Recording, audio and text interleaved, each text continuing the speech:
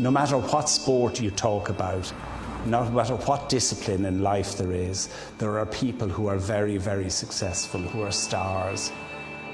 And then one step above them, there are the geniuses.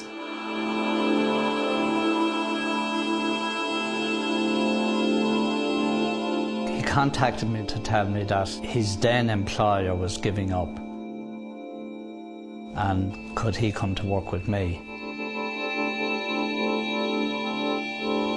Jim isn't a man who dispenses praise very easily, but you also know any time he speaks about Aidan that he holds him in the highest regard. He was very quiet. He definitely was an older head on young shoulders. He had a mind like a sponge. Whether he knew at that time that he was storing it up for the ultimate job in racing, it's hard to tell. There was an ambition there that I hadn't recognised at the time. I probably could be gone into retirement if he had stayed.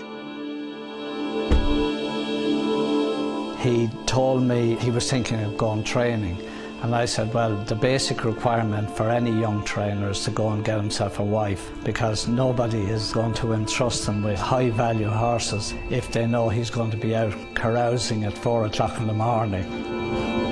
I'm not suggesting for one moment that Anne-Marie married him to get him or to keep him, but I said that I would have gone to any length to keep him, short of marrying him. The one thing that struck me was his connection with the horse.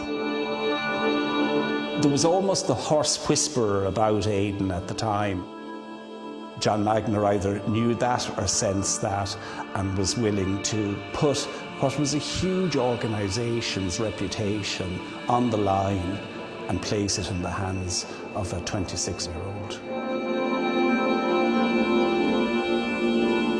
For a young man who had a handful of big race successes in National Hunt racing under his belt, to go in there had to have been a daunting task.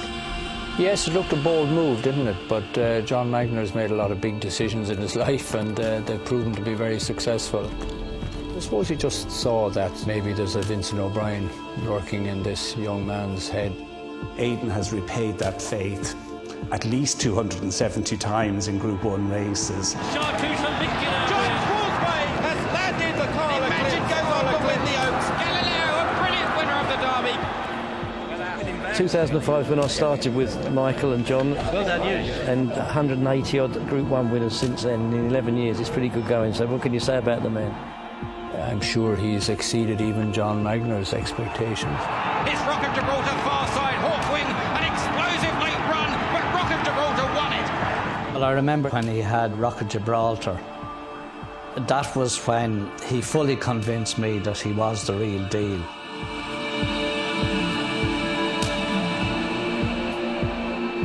This man is not 100% committed to what he does. He is 200% committed.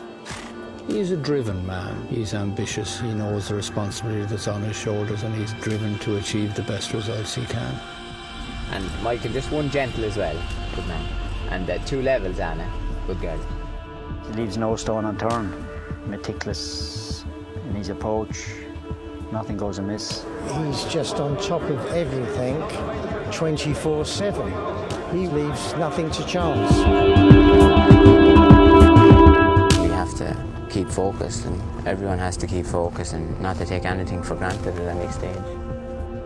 The small changes that he makes to horses and programs, things that some people wouldn't even consider a change, you know, so there's the minute details, I suppose, that can make a difference sometimes. They are an incredibly close family. We've seen that grow in the public domain even a little bit more with Joseph's emergence as a trainer. Mum and Dad and Granddad and Francis, they all had plenty of success from here, so there's no pressure. Everything comes from the trainer in a racing stable. That's, I'm sure, what Aidan is as good at as anybody. All right, Christopher. Good man, good man. All right, Darren. Good man, good man. All right, Darren. In Ballydoyle, he knows every lad by name. He knows their pedigree as well. People are relaxed. they enjoy their work, and that all stems from Aidan. Morning, Connor. How are you? Good man, Connor, good man. He's also had an effect on the breeding industry. Galileo and Aidan go hand in hand. They complement each other. This season has just been remarkable. The first 3 in the arc was something else that it's never done and might never be done again. 1, 2, 3 in the arc for Aidan O'Brien. You couldn't write the script, could you? I got him from behind. I said, there's a police escort with motorbikes awaiting you. It's going to take you to the Bastille, and we're going to lock you up for a year. It's the only way we can beat you. I possibly take things for granted a little bit when I grew up around it, but it's probably the last year I've really realised the magnitude of it. His horses run to a high level, they maintain their form over several races. It's just a phenomenal achievement of results year in, year out. Lukaku gets his revenge on Galileo. Goal! Look what he's done with a filly like Minding. What a great filly! Minding wins the Oaks. And the fact that she may stay in training next year, who knows what she could achieve. Highland Real will win the King George. He keeps pushing the bar higher and higher. It's going to be another Gold Cup win for Aidan O'Brien. Order of St George wins. I always think whereas jockeys improve in their 30s, that trainers improve in their 40s. Are we to conclude that he's only just getting the hang of it now? He's getting better? By the time he's 65, he'll be making the most dreadful uses of himself, and, doesn't bear thinking about, really.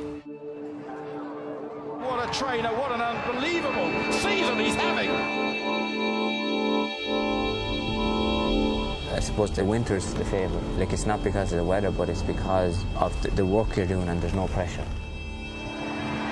The lexicon of words isn't enough to be able to describe what he's done. We all stand back in admiration for him. He has just blossomed into the man that he is now. What we measure Aidan's success against really is against himself all the time now. He has few equals. There's no doubting. Irish racing is lifted to a different level, and that's due to Coolmore, Ballydoyle, and of course Aidan O'Brien.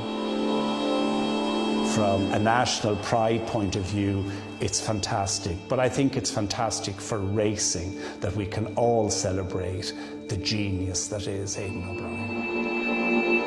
If you had something to say to Aidan, what would you say? Thank you.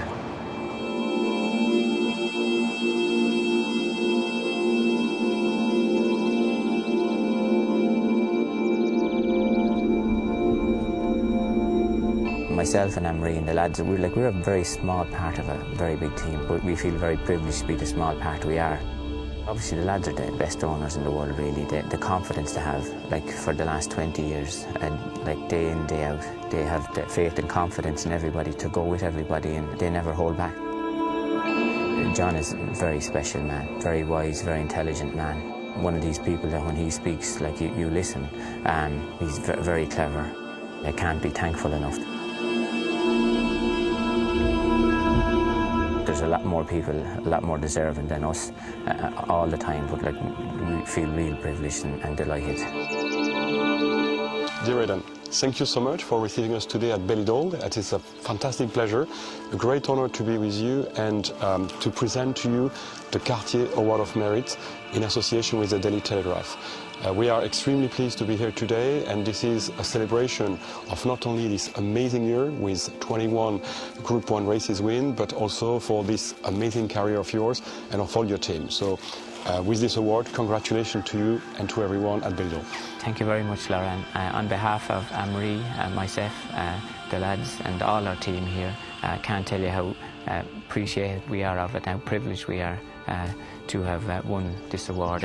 Really privileged that you have come over to visit us, and thank you very much again, Lauren. Thank you, Aidan.